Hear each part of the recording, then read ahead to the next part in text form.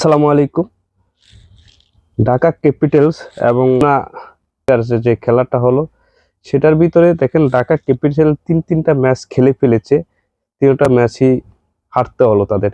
তাদের কি সমস্যাটা এটা আসলে এখনো কেউ বলতে পারেনি, মানে কি সমস্যা। যেখানে অধিনায়ক তিশারা পেরেরা অধিনায়ক, উনি কিন্তু দুর্দান্ত ব্যাটিং করেছেন।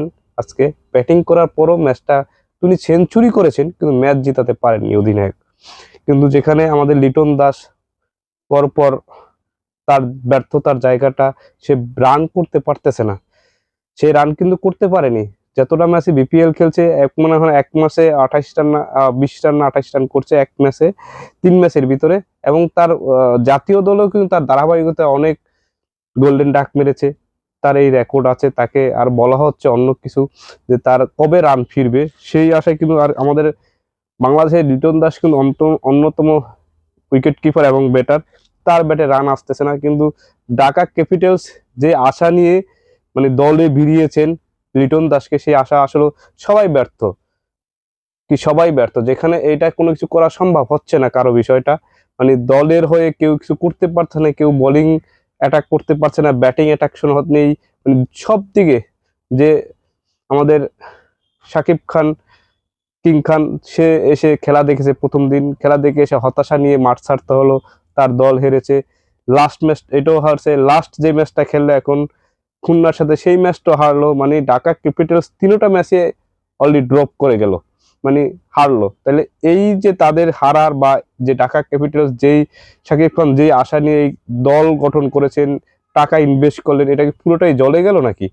আসলে সেটার বিষয় নিয়ে হচ্ছে আমাদের লিটন দাস, আমাদের আপনারা যে অধিনায়ক, তার সেই কালকের খেলা আজকের খেলাটা দেখলেন, তার এই যেই দুর্দান্ত ইনিংসে 103 রান করলেন 62 বলে।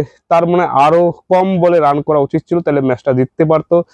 এবং সেটাই এমন কেউ দাঁড়াতে, তাকে কেউ সাপোর্ট দিতে পারে না। সে যে দলটাকে জিতাবেন এরকম কেউ সাপোর্ট দিতে পারে না তাকে দলের হয়ে, বা দলের যে অবস্থান, তার এই অবস্থানে উনি চেষ্টা করেছে কিন্তু ম্যাচ জিততে পারেনি। উনি সেঞ্চুরি করেছে, বাট দলের রান এসেছে কিন্তু জিততে পারেনি ম্যাচটা। এটা হচ্ছে দুর্ভাগ্য ব্যাপার ঢাকা ক্যাপিটালসের জন্য। তানজিন হাসান সাকিব 15 বলে, তানজিন হলে 19, আমাদের লিটন দাস 3 বলে 2। তারা কিন্তু জাতীয় দলের ওপেনার ছিলেন। জাতীয় দলের ওপেনার দেখি তাদেরকে নেওয়া হয়েছে ঢাকা ক্যাপিটালসে, কিন্তু তারা এই জায়গায় ব্যর্থ। দুজনই জাতীয় দলে ভালো করেছেন, তানজিন হাসান সাকিব, কিন্তু এখানে এসে বিপিএল এসে কোনো রান করতে পারতেছে না। লিটন দাস তো বরাবরই রান করতে পারেনি, আজও রান করতে পারেনি ক্যাপিটালের হয়ে। তারপর 0 রানে আউট হয়েছেন। আরেকজন আছে 8 বলে 3 রান করেছেন, 10 বলে 3 রান।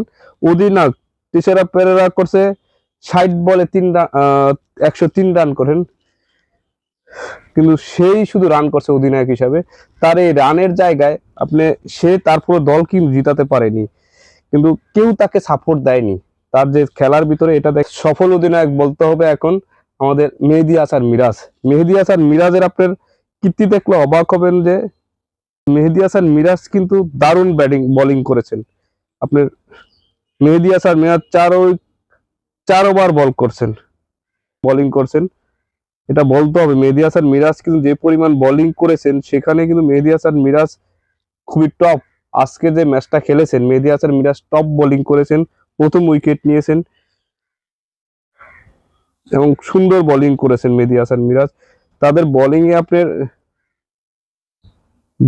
দারুণ একটা ধারাবাহিকতা, বা তার খেলায় খুবই মানে দুর্দান্ত ব্যাটিং বোলিং করে জয় করে নিয়েছেন তার দল।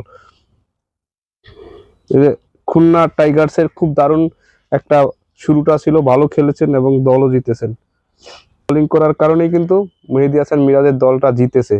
কিন্তু এখানে দেখেন বাংলাদেশের যে টপ ব্যাটার মেহেদী হাসান মিরাজ কিন্তু ব্যাটিং এ কিছু না করতে পারলেও কিন্তু বোলিং এ উনি পুষিয়ে দিয়েছেন। ব্যাটিংটা যদি আসলে খারাপ হয়েছে, বোলিংটা দিয়ে সে পুষিয়ে দিয়েছে দলটাকে, মানে জয়ের স্থানে নিয়ে গেছে।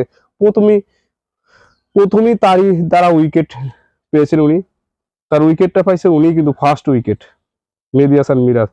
দারুণ বোলিং করার পরে কিন্তু সে এই জায়গায় খুবই দারুণ একটা এফোর্ট দিয়েছেন। তারা টোটাল তাদেরকে 53 রানে 20 ওভারে অল আউট করে দিতে পারছে ঢাকা ক্যাপিটালসকে। এটা হইছে ঢাকা ক্যাপিটালসের যে ধারাবাহিকতা, এটা আসলে 3টা ম্যাচে হার। মেহেদী মিরাজ অলরেডি 2টা ম্যাচে জিতেছেন, আরেকটা হারছেন, 3টা ম্যাচ খেলেছেন, কিন্তু দারুণ একটা পারফরমেন্স করেছেন। সেটা বলবো আমাদের লিটন দাস, মেহেদী হাসান মিরাজ, আমাদের যারা জাতীয় দলে ছিলেন তারা যদি ভালো করে এখানে যদি ভালো করে তাহলে দলও তো ভালো করবে, কিন্তু এখানেই তারা, লিটন দাস খারাপ করতেছে, তামিম খারাপ খারাপ করতেছে। এদিক দিয়ে মেহেদী মিরাজের মানে আপনার বোলিং অ্যাকশনটা খুব ভালো হচ্ছে, ব্যাটিংটা রান পাচ্ছে না কিন্তু বোলিং এ কাজ করে দিচ্ছে। তার কারণে তার দলটাকেও উনি, এটার অধিনায়ক, দলেরও একটা ভালো একটা এফোর্ট হচ্ছে, সবাই মিলে যদি একটা রান করতে পারে তাহলে দলটা জিতে।